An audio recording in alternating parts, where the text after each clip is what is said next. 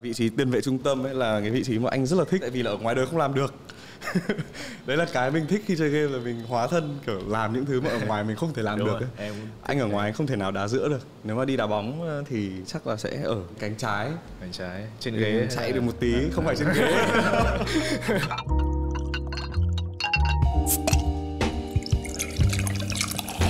Chào mừng tất cả các bạn đã đến với Have a Sip After Hours. Mình là Huy My, vẫn là host, và hôm nay có một khách mời là tiền vệ trung tâm của câu lạc bộ Hoàng Anh Gia Lai và đồng thời cũng là cầu thủ của đội tuyển quốc gia Việt Nam. Xin chào mừng đến với Have a Sip, Lương Xuân Trường. Chào anh. Hello mọi người, mình là Xuân Trường.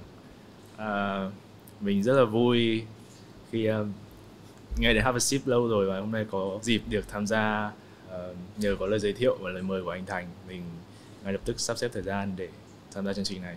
Rất là cảm ơn em, tại vì là thực ra là cái buổi ngày hôm nay của anh em mình rất là gấp, đúng không? Vâng. Tại vì là lần trước là anh cũng có nói và em nói là có thể em tham gia được, nhưng mà em hiện tại là không có ở Sài Gòn. Vâng. Và vừa mới khoảng hôm trước thì nhắn phát là em đang ở Vũng Tàu và em có thể lên được Sài Gòn trong một cái buổi này thôi. Và ngay sau buổi này thì là em cũng sẽ quay về tập trung với cả đội tuyển quốc gia, đúng không? Dạ vâng.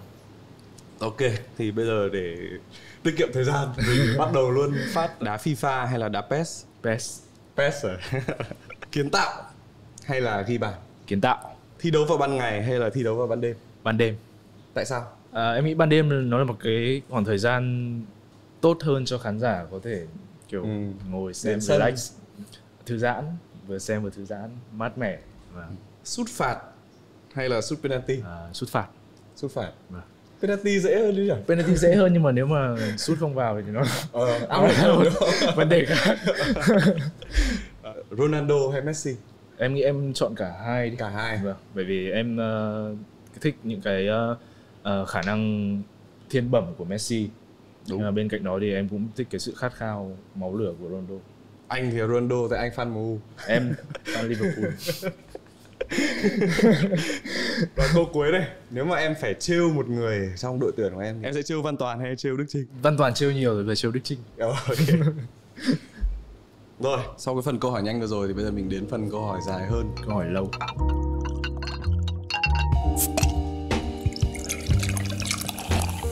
Mình sẽ bắt đầu lại từ những cái ngày đầu tiên. Từ lúc khoảng 6 tuổi là em đã bắt đầu tập đá bóng rồi, đúng không? 6 tuổi, thật ra là sớm hơn. Sớm hơn luôn. Em chơi đá bóng, còn tập đá bóng chính thức thì là 8 tuổi. Và anh có đọc được là bố em là người huấn luyện cho em đá đầu tiên, đúng không? Bố em gần như là người hướng cho em theo cái nghiệp bóng đá này, bởi vì ngay từ khi còn nhỏ, bố em vốn dĩ là một cầu thủ chơi bóng phong trào thôi, nghiệp dư thôi, rất thích bóng đá. Nếu mà để nói về kiến thức bóng đá, có khi em không bằng bố em. Thì bố em cho em chơi bóng từ những ngày còn rất là nhỏ như thế, thì tự nhiên nó hình thành một cái sở thích trong em từ lúc đấy. Anh đã đọc được là hồi bé là em đã phải tập rất là nhiều. Bố em nhiều khi cũng khá là kiểu gọi là nghiêm khắc trong cái việc tập luyện đấy. Tức là cũng bắt em tập rất là nhiều động tác, đúng không? Tâng, hình như tâng phải 1000 quả hay là như nào? Có tâng bóng thôi, chắc là mấy chục, vài trăm. Mấy chục quả rồi. Mấy chục 100 quả thôi, chứ lúc bé làm sao tâng được 1000 quả. Nếu mà nói là nghiêm khắc thì chắc bố em sẽ cảm thấy là nghiêm khắc. Nhưng mà em thì rất là kiểu enjoy, rất là thích những cái khoảnh khắc như thế, nên em cảm thấy rất là vui ấy. Không có cái gì là áp lực hay là phải cái sự bắt ép nào ở đây từ bố em. Tại vì anh biết được một câu chuyện khác cũng tương tự, là có thể là anh bị nhầm ấy. Tại vì là anh đọc cái câu chuyện về kiểu Son Heung-min ấy, em biết bố ấy bắt không? Thì kiểu cũng bắt tâng rất là nhiều, xong bắt tập mà kiểu hồi bé là hình như kiểu Son lúc mà còn thấy khổ cơ. Thế ạ? Đấy. Vâng. Thì chắc là anh kiểu hơi bị mix cái con số giữa Ok em hiểu. Nhưng mà cái lúc mà em bắt đầu vào học viện Hoàng Anh Gia Lai, lúc đấy em bao nhiêu tuổi? Lúc đấy là em vừa mới học xong lớp 6 ở nhà. Là 13 tuổi, 12 tuổi. Thế lúc mà tuyển chọn đấy thì là như nào? Lúc đấy Hoàng Anh Gia Lai, học viện Hoàng Anh Gia Lai JMG tuyển chọn vòng quanh cả nước, đến từng tỉnh một để tuyển chọn. Cái thời điểm đấy em lại đang không ở Tuyên Quang là quê hương của em. Thì họ có đến tỉnh Tuyên Quang để tuyển chọn, nhưng mà lúc đấy em lại đang tham gia cái U13, giải U13 toàn quốc ở Hà Nội. Thì cái người thầy dạy nhi đồng của em trước đó lại bảo là có một cầu thủ Thầy rất là kiểu giới thiệu vâng, em. Thầy kiểu giới thiệu em, nhưng mà rất tiếc thì bạn ấy lại đang không có mặt ở Tuyên Quang. Thì không biết là ban huấn luyện và những người tuyển trạch có thể ghé qua Hà Nội để tuyển cái bạn đấy hay không, để xem cái bạn đấy có khả năng để ứng tuyển hay không. Đó, thì rất may là lúc đấy những người tuyển trạch họ đồng ý với cái sự giới thiệu đấy. Em đã được tuyển ngay tại bãi đỗ xe ở một cái khách sạn, bởi vì không sắp xếp được sân, và Hoàng Anh Gia Lai cũng không được phép tuyển ở Hà Nội vì Hà Nội họ có lò đào tạo rồi. Đó, tức là mình chỉ được tuyển ở cái khu vực của mình thôi. Trong cái vòng sơ loại của em là trên mặt sân bê tông. Mà mọi thứ rất là kiểu sơ sài. Nhưng em làm những bài tập gì hay là em thể hiện những kỹ năng gì để lúc đấy thì em làm theo những cái yêu cầu của huấn luyện viên thôi. Những cái kỹ thuật cơ bản này, rồi đá gôn tôm. Đá gôn tôm, và rất may em được chọn đi cho vòng chung kết. Lúc đấy em còn rất là nhỏ đúng không? Lúc lớp 6. Vâng. Mà đi ở học viện thế là em sẽ vào đấy và ăn ở sinh hoạt cùng các bạn cùng tuổi mình. Vâng. Thì lúc đấy chắc là cũng có những cái khó khăn kiểu như là nhớ nhà hay gì đấy chứ đúng không? Em cũng không biết là do cái tính cách của em nó có thể gọi là độc lập từ khi còn nhỏ, nhưng mà em không cảm thấy đó là một cái vấn đề gì đấy quá lớn với em. Em được biết là có những người bạn của em đã khóc, thỉnh thoảng còn khóc vì nhớ nhà, nhưng mà em cảm thấy mọi thứ rất là bình thường, bởi vì mình đã được làm cái việc mình rất là thích. Tất nhiên việc em cảm thấy lo cho bố mẹ em nhiều hơn là bản thân em, và em không biết bố mẹ có kiểu buồn vì có mỗi đứa con trai ở nhà đi xa này, có lo lắng quá không. Đấy, em rất lo cho bố mẹ em. Thế chứng tỏ là em cũng khá là bản lĩnh từ rất là nhỏ. Tại vì ngày xưa anh cũng đi học mà anh lúc đấy anh cũng lớp 9 rồi, nhưng mà nhiều lúc anh cũng nhớ nhà mà anh thì cũng suýt khóc. Tất nhiên nhớ nhà thì mình vẫn sẽ nhớ những cảm giác được ăn những món mẹ nấu, được bố hướng dẫn cho làm này làm cái kia, những cái cảm giác đấy thì không phải dễ mà mình có được hàng ngày. Thì đấy, tự nhiên em anh nói em còn thấy nhớ nhà thật sự. Cái lúc mà hồi bé đấy, khi mà em đang ở trong học viện, em xem đá bóng nữa đúng không? Thì ai là cái thần tượng đầu tiên của em với bộ môn bóng đá? Thần tượng đầu tiên của em là Steven Gerrard. Vâng. Sau cái trận chung kết mà lội ngược dòng của Liverpool, AC Milan vào năm 2005 ấy. Ngay lúc đấy em trở thành fan cứng của Gerrard với cả Liverpool luôn. Gerrard cũng là một cầu thủ anh rất là thích, tại vì thường thì anh rất là thích những cầu thủ tiền vệ trung tâm. Ngày xưa thì anh hâm mộ Paul Scholes. Em nhớ là thực ra mình gặp nhau là vì là hồi đấy là sau khi đá cái Thường Châu xong ấy, thì anh cũng lên tìm Instagram ấy, thì anh tìm được Instagram của em, nhưng mà anh thấy là đang follow. Em follow ấy. Thế là anh nhắn tin đúng không? Là anh nhắn tin và mình hẹn là gặp nhau, nhưng mà phải khoảng 1 năm sau mình mới gặp được. Tại vì là thực sự anh hiểu là bọn em kiểu bận rộn rất là nhiều. Không đá những giải quốc tế thì sẽ đá V-League. Bình thường khi mà em ở trong học viện hay là hồi nhỏ như thế thì sinh hoạt như thế, nhưng mà nó cũng có tính cạnh tranh, kiểu như là thể thao nó là cạnh tranh. Và cạnh tranh vị trí khi mà thi đấu hay là để được chọn, thì cái cảm giác cái nó như nào? Cái khoảng thời gian đầu là một khoảng thời gian mọi thứ rất là mới mẻ với tất cả mọi người. Rất nhiều cầu thủ đến từ tất cả các tỉnh khác nhau ở Việt Nam, từ mọi miền đất nước. Cái sự hòa nhập có thể sẽ khó, bởi vì văn hóa vùng miền khác nhau.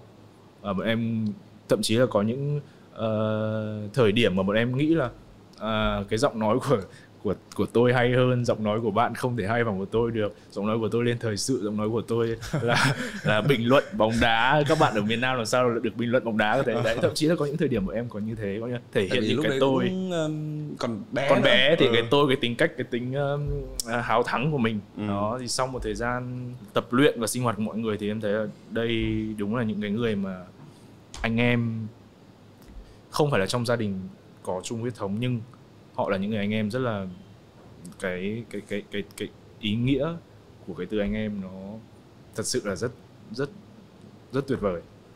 Ở với nhau suốt 7 năm trời, rồi sau đó lên thi đấu chuyên nghiệp, đến bây giờ có những người mà anh em đã sống với nhau được khoảng 13-14 năm rồi. Tại vì anh nghĩ là một phần nó là cái sự chiến đấu cùng với nhau. Khi mà mình kiểu cùng một cái mục tiêu, mình có những thất bại cùng với nhau và có những chiến thắng với nhau ấy, thì nó sẽ kiểu gắn kết hơn rất là nhiều so với bình thường. Cho nên là sau rất nhiều thời gian thì em thấy đây là một cái môi trường mà đã giúp em trưởng thành lên rất là nhiều, để có được một em kiểu bình tĩnh hơn nhiều này, biết lắng nghe, biết suy nghĩ hơn là ngày xưa em là một đứa rất là hiếu thắng. Em muốn trong tất cả những cuộc chơi, những cái trận đấu em phải là người chiến thắng và em phải là người giỏi nhất. Nhưng trải qua nhiều những cái va vấp rồi thất bại, rồi em nhận ra được rất nhiều thứ mà nhờ có bóng đá, nhờ có những người anh em bên cạnh mình đã giúp em trưởng thành rất nhiều.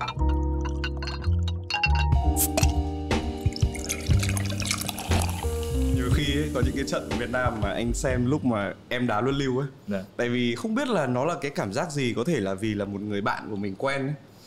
Giống như kiểu khi thằng Trinh nó lên đá luân lưu, anh hồi hộp vãi. Lúc đấy là anh rất là hồi hộp, nhưng mà lần nào nó cũng đá rất là tốt luôn. Đấy, cả em thế, trông mặt thì nhiều lúc trông cũng có vẻ như là hơi tâm lý gãi mũi gãi miết, nhưng mà sút thì đấy, tức là nó có cái sự lì lợm ở đây, đúng không? Nói về penalty thì nó cũng đa phần là may rủi rồi. Em cũng hiểu được cái cảm giác của anh, vì nếu như mình có một người quen chẳng hạn, mình đi xem anh em kiểu hỏi bạn tao đấy, nếu mà đá không vào thì mình cũng những cái lúc mà căng thẳng như thế ấy, ví dụ như là đây trong nói chuyện luân lưu đi, hay quả penalty giữa rất là đông khán giả, hàng nghìn khán giả trên sân, triệu người đang xem trên tất cả mọi nơi khác trên tivi, làm nào mình giữ được bình tĩnh? Ví dụ như khi mà em lên em đá quả luân lưu đấy, trong đầu em nghĩ gì? Anh rất là muốn biết điều đấy. Thực ra em có bình tĩnh lắm đâu. Kiểu,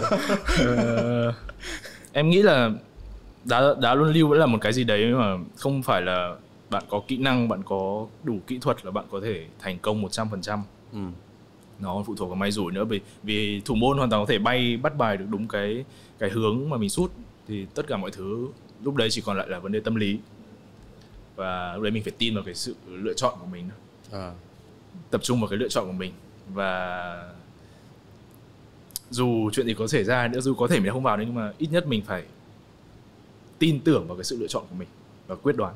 Tức là khi mà em bước lên cái chấm phạt đền đấy là em đã hình dung được là mình đá vào góc nào rồi.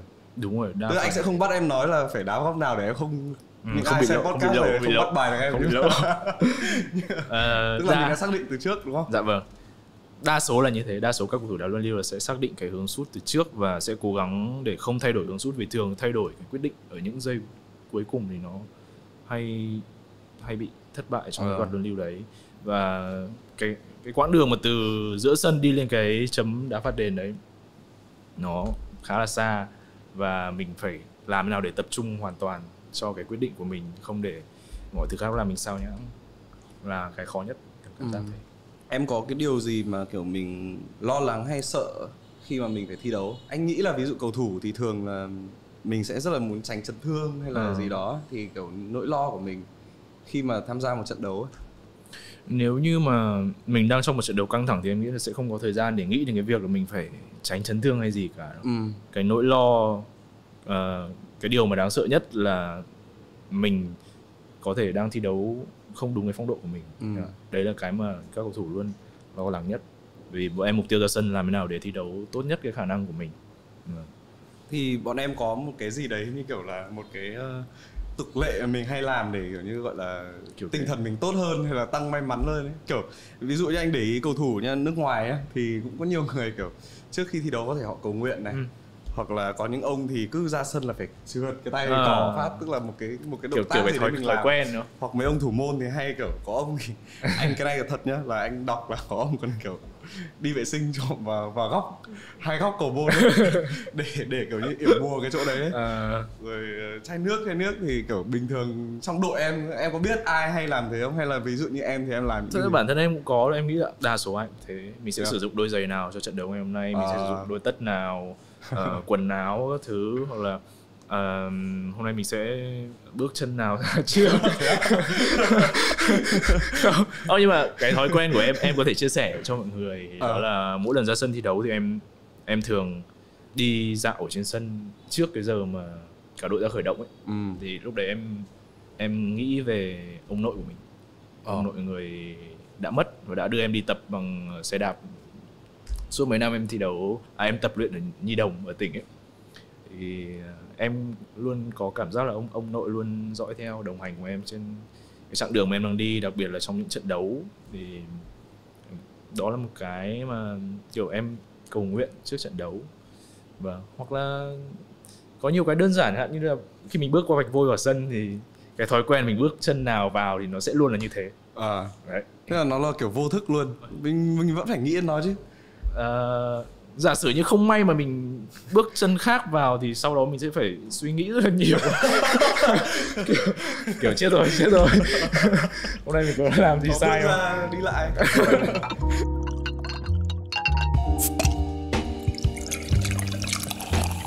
Em có những cái kỷ niệm nào gọi là đặc biệt khi mà còn ở trong học viện hay là kể cả khi lên tuyển quốc gia?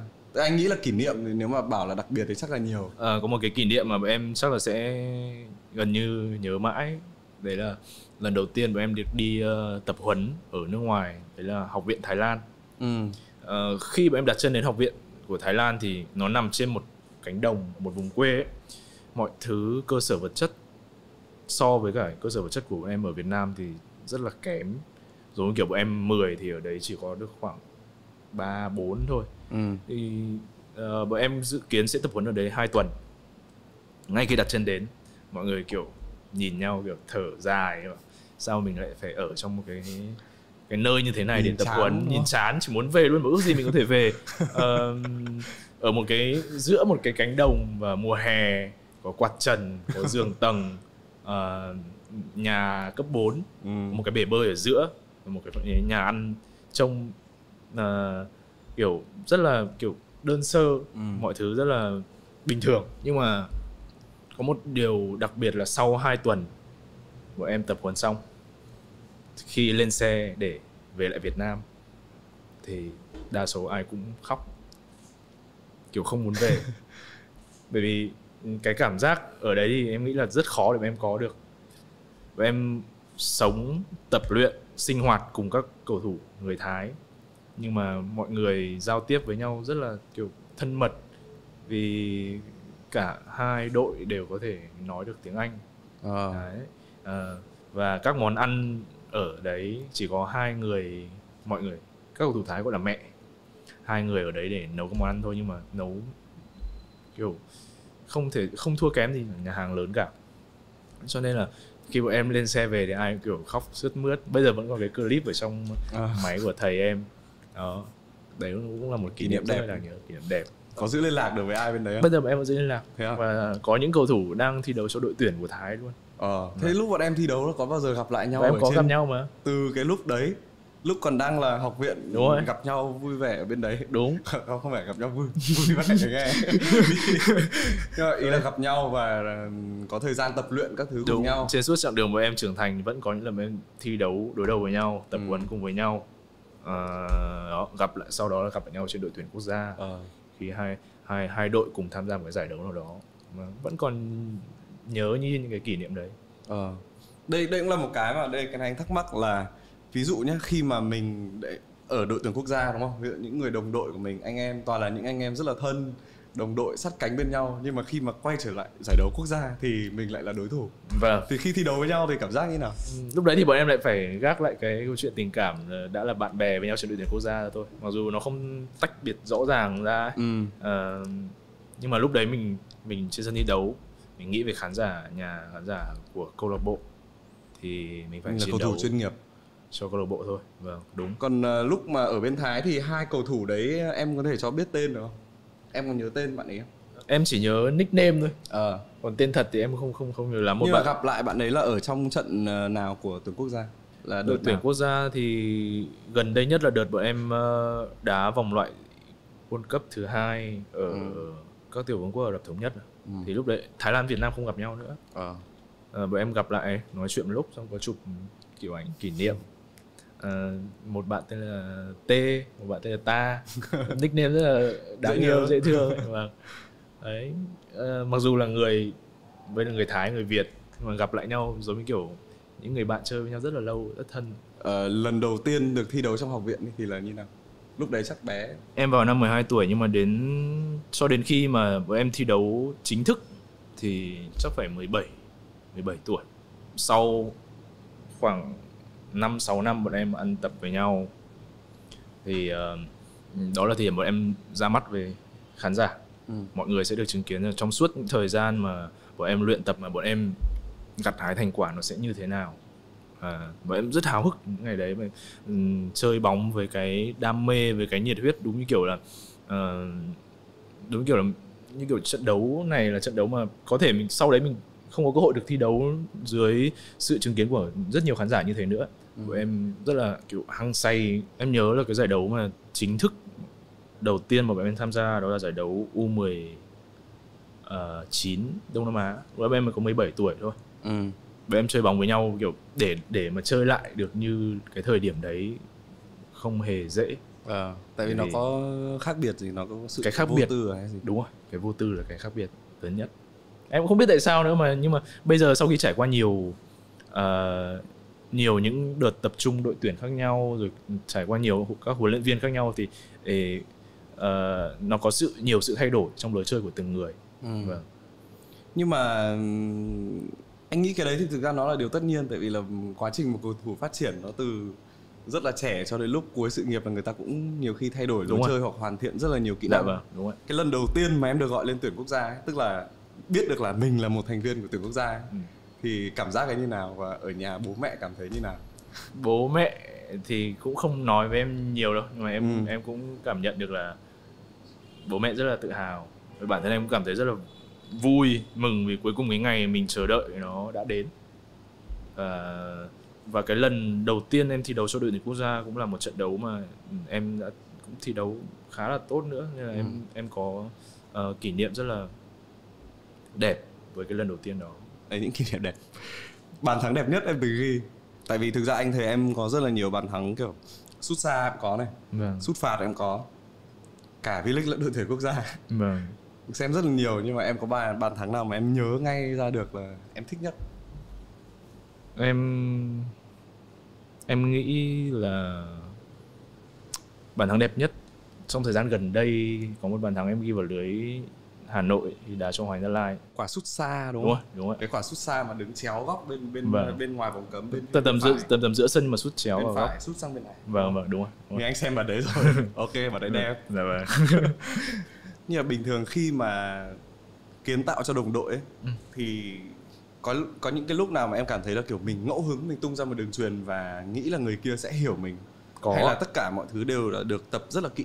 Em nghĩ nhiều tình huống ngẫu hứng, rất là nhiều tình huống ngẫu hứng, bởi vì có thể trong sân tập mình không làm được thế, nhưng mà vào sân thi đấu nó rơi vào đúng thời điểm, đúng tình huống đấy thì mình lại thực hiện được. Nó kiểu rất là chuẩn xác ấy. Cảm giác như anh ném cái phi tiêu vào đúng cái tâm ấy, giống như đá pet. Anh sẽ hỏi thêm một tí về cái thời gian mà em thi đấu ở Hàn Quốc. Vâng. Thì là em thi đấu cho 2 câu lạc bộ ở Hàn Quốc, đúng không? Vâng ạ. Sau đó thì về Burinam. Sau tất cả những thời gian mà ở nước ngoài đấy thì em cảm nhận là mình được cái gì? Cái mà em có được nhiều nhất đấy là cái sự trải nghiệm với một nền bóng đá khác, có thể phát triển hơn so với nền bóng đá ở Việt Nam. Thì em được mở mang tầm mắt rất là nhiều, và em học được những cái mới, học được những cái mà mình nghĩ là mình hoàn toàn có thể áp dụng được ở Việt Nam, và để có thể phát triển cái nền bóng đá của nước mình lên. Ngoài cái chuyên môn về bóng đá ra, em có học được thêm nhiều những cái về văn hóa mà nó giúp em trang bị được rất là nhiều thứ cho cái cuộc sống của em bây giờ. Nhưng một cái có thể thấy là em sẽ biết chỗ ăn đồ Hàn Quốc rất ngon ở Việt Nam. Đúng rồi. Trước anh em mình đi gặp nhau là đi ăn đồ Hàn Quốc. Đúng rồi. Em ăn cái quán ăn đấy là cái quán ăn mà khi đội câu lạc bộ Kangwon đợt em đang thi đấu cho sang Việt Nam đá giao hữu, cả đội đến đấy ăn. Thì em nhớ quán đấy. Mọi người khen ngon không? Khen ngon. Trong cái quãng thời gian thi đấu nước ngoài đấy em phải học tiếng chứ đúng không?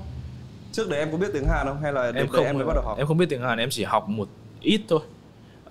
Bởi vì em cũng muốn tìm hiểu xem ngoài cái văn hóa và cái ngôn ngữ của Hàn sẽ như thế nào. Em học một chút thôi chứ em không học nhiều. Học nhiều về chuyên môn đúng không? Học nhiều. Ví dụ như để nói chuyện với đồng đội trên sân.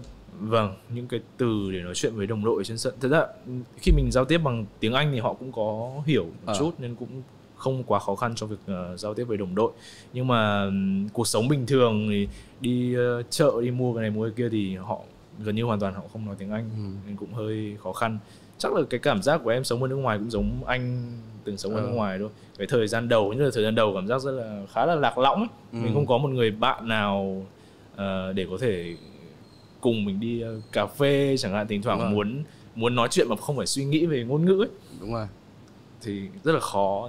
Nhiều lúc bảo ở Việt Nam bây giờ thì chuyện này quá là bình thường, vui hơn bao nhiêu, nhưng mà suy nghĩ lại thì đây là cái khoảng thời gian để mình trau dồi cho cái chặng đường sau này mình đi, để mình trải nghiệm, và tuổi mình còn rất là trẻ nữa nên là nó không phải vấn đề lớn.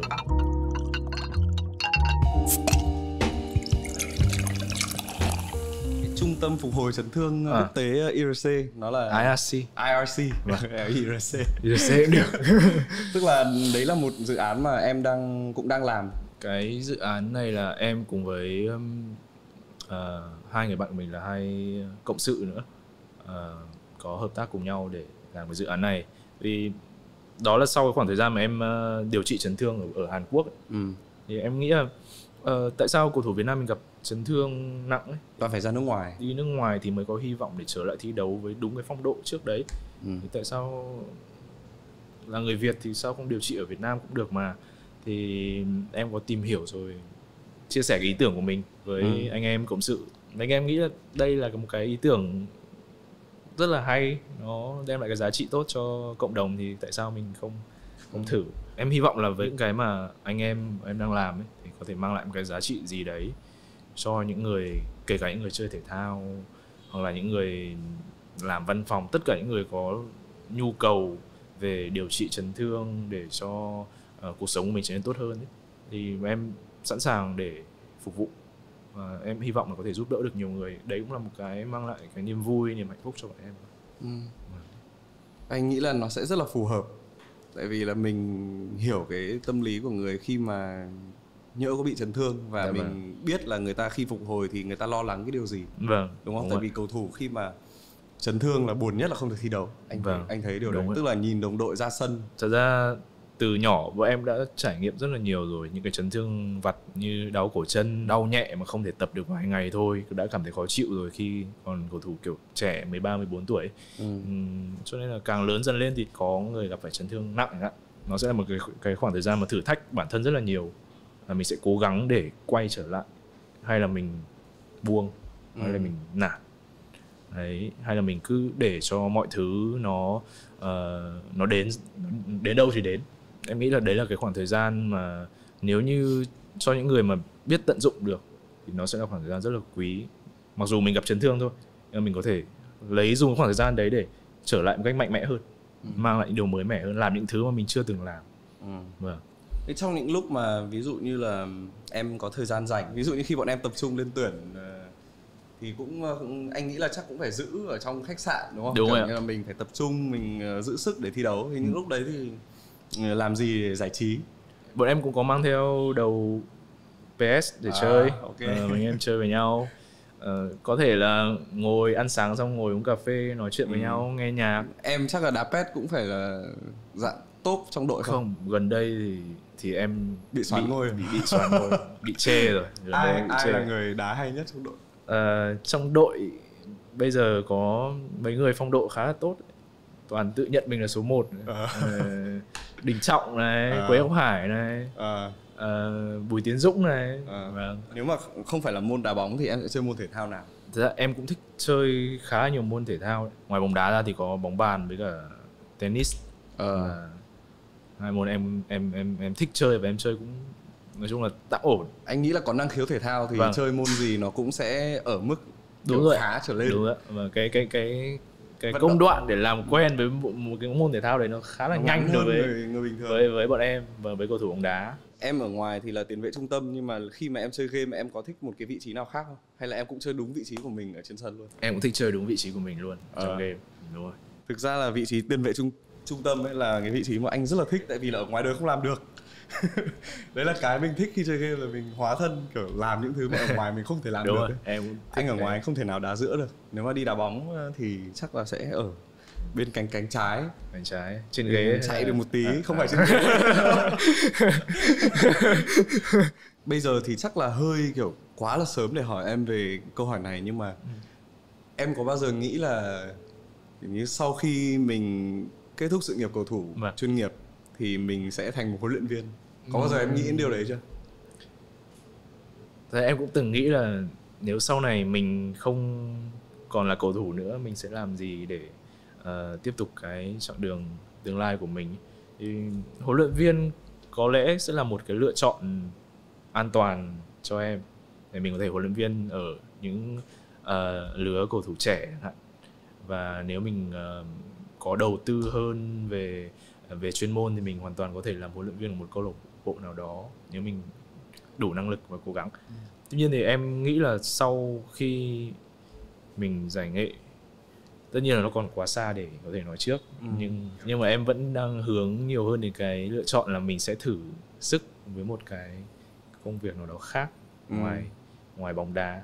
Không hẳn là làm chuyên môn nữa, mà có thể làm podcast về bóng đá. Em có thể trở thành một podcaster nói về thể thao. Và chắc chắn là sẽ rất là uy tín, tại vì em là đúng không? Hy vọng thế ạ. Đấy là một option. Tại vì là nhiều cầu thủ nước ngoài thì đâu phải là cứ kết thúc sự nghiệp là họ thành huấn luyện viên đâu. Nhiều người cũng thành phóng viên thể thao ví dụ, hoặc là bình luận thể thao. Giống như kiểu Rio Ferdinand này, hoặc là Gary Neville này, thành pundit các kiểu. Những cái công việc kiểu như thế liên quan đến bóng đá, liên quan đến thể thao, nó sẽ là những cái lợi thế để cho em có thể lựa chọn đấy. Đúng rồi. Nếu mà được thử sức trong một cái ngành nghề đấy không liên quan gì đến thể thao thì em vẫn muốn thử xem là mình có khả năng để ca sĩ. Đúng rồi. Ca sĩ trong bình thường thì mọi người là ca sĩ trong phòng thu, còn em là ca sĩ trong phòng tắm thôi. Nhưng mà anh thấy em cũng hay up lên mạng thứ là tự tin phết. Như anh nhá, bảo anh hát up lên nhá, anh không bao giờ làm điều đấy luôn, anh rất sợ. Thực ra thì thỉnh thoảng mình vui các thứ mình muốn hát, nhưng mà nếu mà bắt mình hát xong tất cả mọi người ngồi nghe thì thật ra quay đi quay lại bao giờ nghe thấy ổn thì mới dám đăng.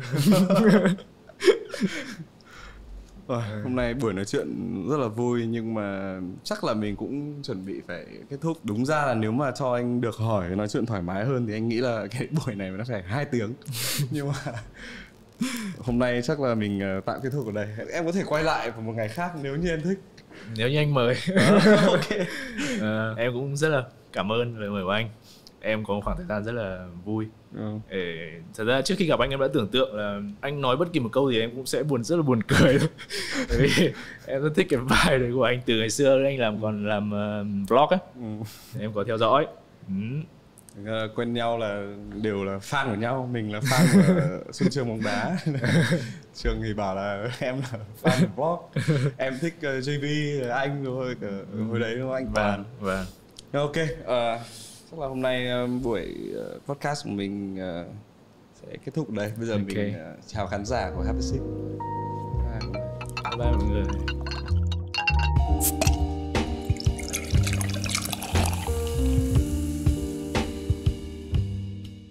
Alo, 1, 2, 3, 4. Anh thường anh sẽ có cái phần câu hỏi nhanh, chọn giữa 2 option. Thì khi mà em muốn giải thích thêm gì đấy thì anh lại mất thời gian. Ok, em hình như là cầu thủ Việt Nam duy nhất có trong FIFA năm đấy. Rồi anh mua em về đội hình của anh. Mua em về.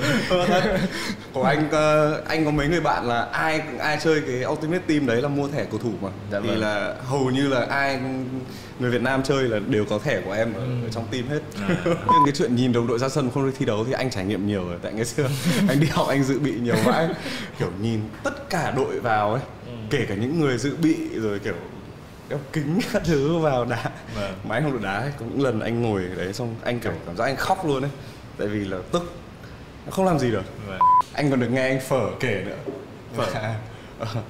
Là chắc bọn em cũng thích hát rất là nhiều. Em bảo rồi nếu không đi đá bóng là ca sĩ mà. Đùa ấy. Ví dụ lỡ soạt thì sau trận thì bắt tay sau đúng không? Ok.